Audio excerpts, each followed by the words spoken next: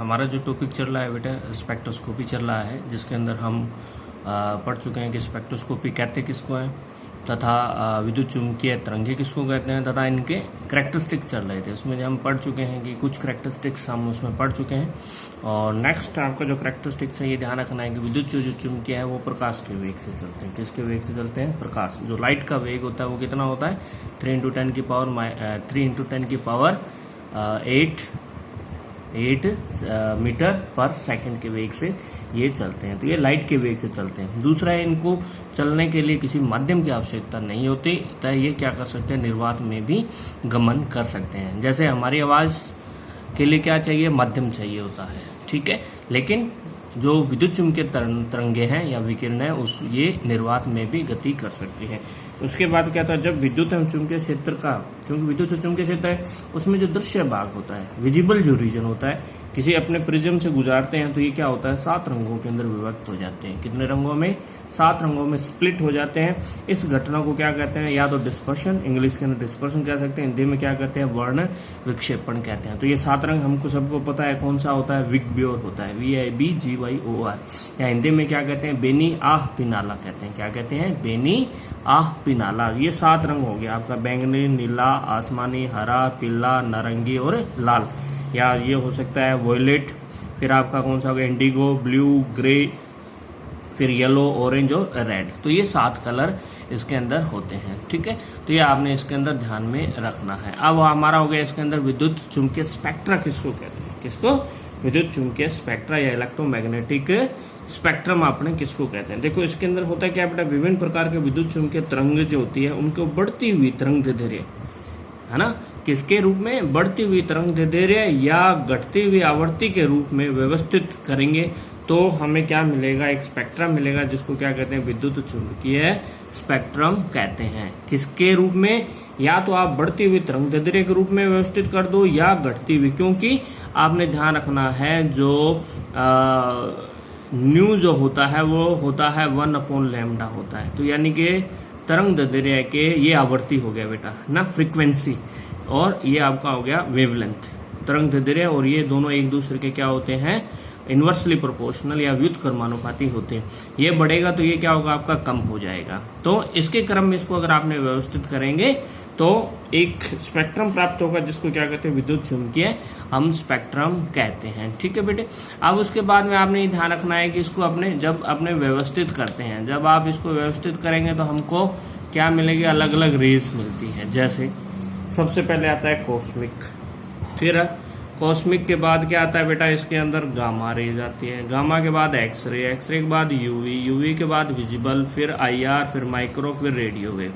तो ये क्रम आपने याद रखना है, अच्छे से इसको याद कर लेना है। पहले cosmic, gamma, x-ray, UV, visible, IR, micro and radio. तो इधर से इधर आपने जाएंगे तो क्या होगा? तरंग दैर्ध्य बढ़ेगा, तरंग दैर्ध्य बढ़ेगा तो आवृत्ति क्या हो जाएगी? आपकी कम हो जाएगी। और आवृत्ति और तरंग दैर्ध्य जो है ये व्युत्क्रमानुपाती होते हैं, और ई जो होता है वो डायरेक्टली प्रोपोर्शनल होता है 1/λ के। यानी कि तरंग दैर्ध्य और ऊर्जा में संबंध क्या होता है? व्युत्क्रमानुपाती होते हैं, इनवर्सली प्रोपोर्शनल होते हैं। यानी कि वेवलेंथ अगर बढ़ेगी, तरंग दैर्ध्य अगर बढ़ेगा तो ऊर्जा क्या हो जाएगी? उसकी कम हो जाएगी, बिकॉज दोनों के दोनों क्या है? एक दूसरे के व्युत्क्रमानुपाती होता है। एक और सूत्र होता है, आइंस्टीन ने दिया था, E=h न्यू। न्यू इक्वल क्या होता है? C/λ होता है। न्यू इक्वल क्या होता है बेटा? C/λ। तो मैंने C/ इसमें लैम्डा लिख दिया, ठीक है। तो यहाँ पे h क्या है? प्लांक कांस्टेंट है, and c is the velocity of light है, लाइट की वेलोसिटी, और लैम्डा आपका क्या हो जाएगा? तरंग दैर्ध्य हो जाएगा। तो ये आपने ध्यान रखना है। ये जो स्पेक्ट्रा प्राप्त होता है जिसको क्या कहते हैं? विद्युत चुंबकीय स्पेक्ट्रा कहते हैं, ठीक है बेटे। अब हम क्या करेंगे? इसके अंदर उपयुक्त स्पेक्ट्रम से स्पष्ट है कि कॉस्मिक जो किरणें हैं, कौन सी किरणें? सबसे पहले कौन सी किरणें आ रही है? हमारी कॉस्मिक रेज आ रही है।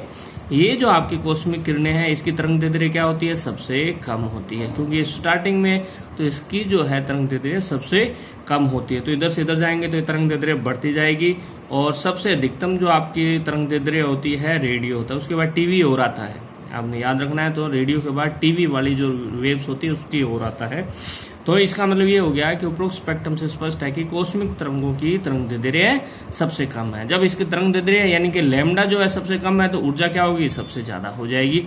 अतः ये अधिकतम ऊर्जा वाली तरंगें हैं। जबकि रेडियो वेव, ये जो आपकी रेडियो वेव की जो आपका तरंग दैर्ध्य है वो क्या है बेटा, सबसे ज्यादा है। जब ज्यादा है तो ई क्या हो जाएगा आपका, कम हो जाएगा। तो ये ध्यान रखना है। अतः ये निम्नतम ऊर्जा वाली होती है। जो विजिबल क्षेत्र होता है, विजिबल का मतलब जो दृश्य क्षेत्र वाला, ठीक है। दृश्य क्षेत्र के अंदर क्या होगा बेटा, तरंग दैर्ध्य, ये याद रखना है आपने क्योंकि इंपॉर्टेंट है, हमारे आता है एग्जाम में। ये तरंग दैर्ध्य कितने से, 400 से 800 नैनोमीटर। नैनो का मतलब होता है 10⁻⁹ होता है। इसमें 7 प्रकार के रंगों की तरंगे होते हैं। तो विजिबल जो आपका जो कलर है वो 7 रंगों को मिलाकर बनता है, ठीक है बेटा। ये ध्यान रखना है कि कितने कलर होते हैं, 7 कलर होते हैं, ठीक है। जो मैं पहले ही आपको बता चुका हूं कौन कौन से कलर होते हैं। ये विगब्योर कलर होता है, ठीक है। सबसे पहले कौन सा है, वॉयलेट कलर है। कौन सा कलर है बेटा, वॉयलेट कलर है ना। वॉयलेट आपका कलर है तो इसका मतलब वॉयलेट की तरंग दैर्ध्य क्या होगी, न्यूनतम होगी। और ऊर्जा क्या हो जाएगी बेटा, अधिकतम। जबकि लास्ट वाला, सबसे लास्ट में कलर कौन सा है, ये वाला रेड कलर है। तो रेड कलर की तरंग दैर्ध्य क्या होती है, अधिकतम होती है। और ऊर्जा क्या हो जाती है, न्यूनतम होती है।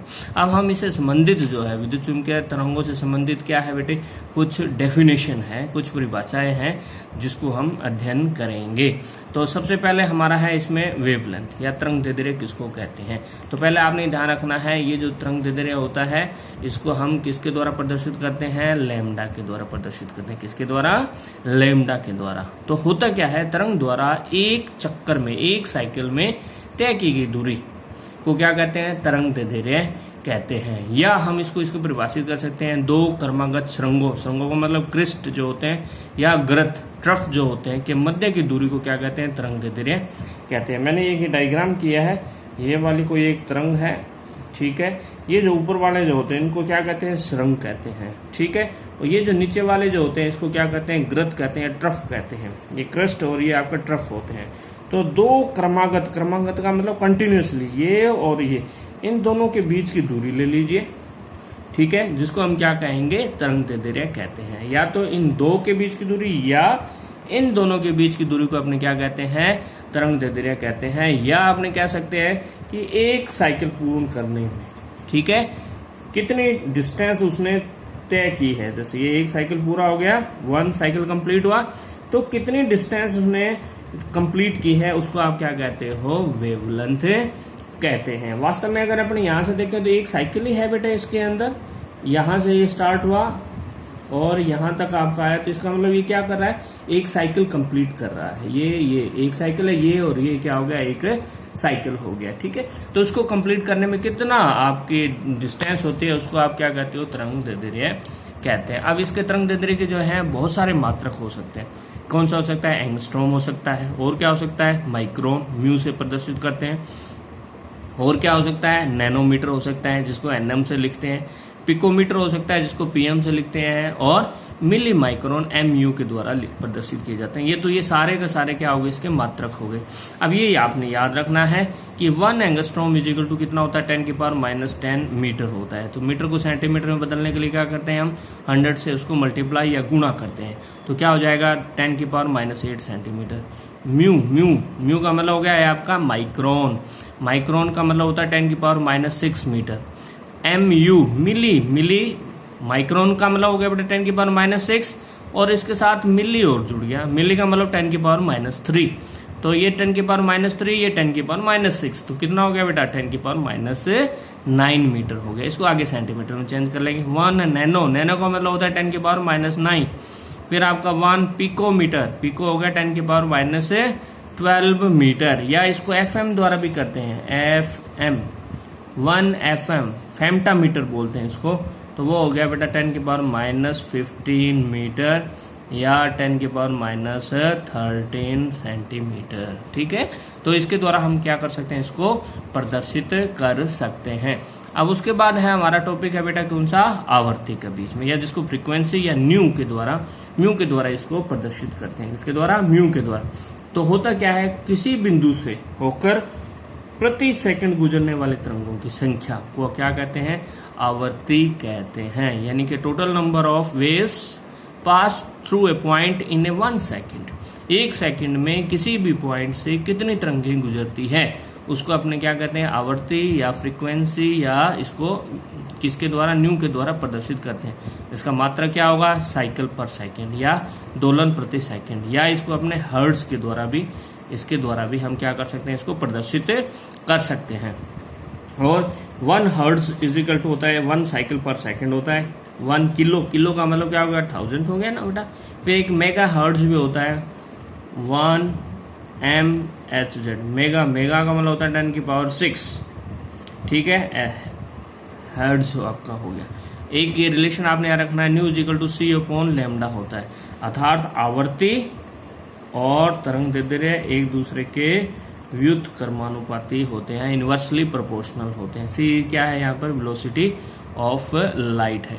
उसके बाद है हमारा एक टॉपिक है बेटा, इसके अंदर वेव नंबर जिसको कहते हैं, इसके न्यू के ऊपर बार लगा देते हैं, एक लाइन लगा देते हैं, इसको कहते हैं तरंग संख्या। तरंग संख्या है क्या, 1 सेंटीमीटर में उपस्थित तरंगों की संख्या को, यानी कि 1 सेंटीमीटर में टोटल कितने तरंगे हैं उसको अपने क्या कहते हैं, तरंग संख्या कहते हैं। और इसका मात्रक क्या होगा, सेंटीमीटर इनवर्स हो सकता है, मीटर इनवर्स हो सकता है। और ये ध्यान रखना, ये इंपॉर्टेंट है, यह तरंग दैर्ध्य के व्युत्क्रमानुपाती होता है, जो आपका वेवलेंथ है उसके व्युत्क्रमानुपाती। तो nu is equal to 1 upon lambda, ठीक है बेटे। तो ये तो हो गया हमारे किसके बारे के अंदर, इसकी कुछ डेफिनेशंस के बारे में। नेक्स्ट हम पढ़ेंगे किसके बीच में, IR जो है स्पेक्ट्रोस्कोपी के बारे में पढ़ेंगे।